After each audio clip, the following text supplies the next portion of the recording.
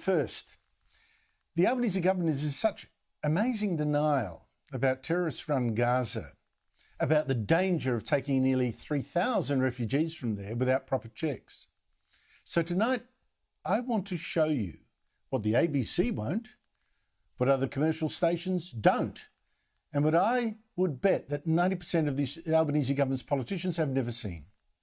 It's footage from some of the schools and the mosques and the shops and even TV and musicals of Gaza, musicals, to show you aspects of the culture that some of these refugees may come from.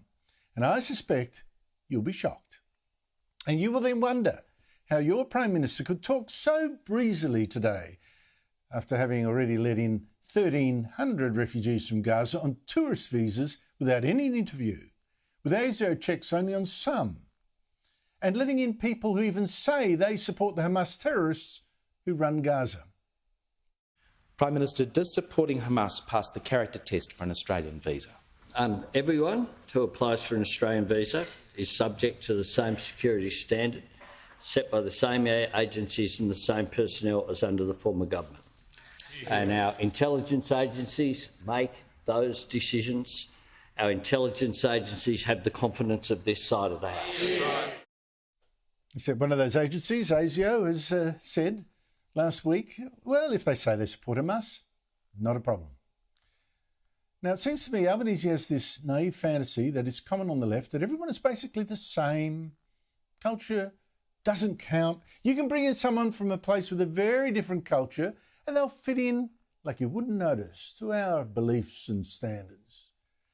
So, let us look at Gaza, which for 18 years now has been under the control of Hamas, which last October started this war with Israel by slaughtering 1,200 Israelis, raping women, beheading men and kidnapping 251 people.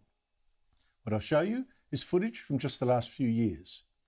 Now, if you're from Gaza, you are from a terrorist enclave where some children have put on concerts, waving around guns, pretending to be terrorists with blurred the faces for absurd privacy rules. Summer camp for these children has been learning from Hamas terrorists how to handle weapons and shoot. If you're from Gaza, you've probably watched Gaza TV, also controlled by Hamas, which in this compilation from 2015, just for an example, coached children to hate Jews and to kill them and praise parents with that deadly message. ليش بدك تصير مهندس؟ عشان أفجر اليهود. رسالتي لكل أم فلسطينية أن تحث أبنائها على الجهاد. الجهاد في سبيل الله أسمى أمانينا. والذي أليست هو جهاد، أليست هو شهادة. إذا كان الموت حق فعار علينا إلا أن نموت شهداء. نعم. تحية لكل أم شهيد. تحية لكل أم شهيد حتى ابنها على الجهاد. والحمد لله رب العالمين، كل شباب الإسلام في قطاع غزة، كل شباب المسلمين في قطاع غزة يحبون الشهادة كما أعداؤنا الكلاب الكفار اليهود يحبون الحياة. نحن على هذا الدرب، نسأل الله تعالى أن نكون على هذا الدرب، ونسأل الله العلي العظيم أن يكون الملتقى. نحن ننجب هؤلاء بكثرة لندفعهم حتى للموت. Now, if you're from Gaza, you may also have gone to mosques where imams have waved knives or worn battle dress, also preaching death to Jews. ليس لكم في بلادنا إلا الذبح. ليس لكم في بلادنا إلا الذبح والطعن.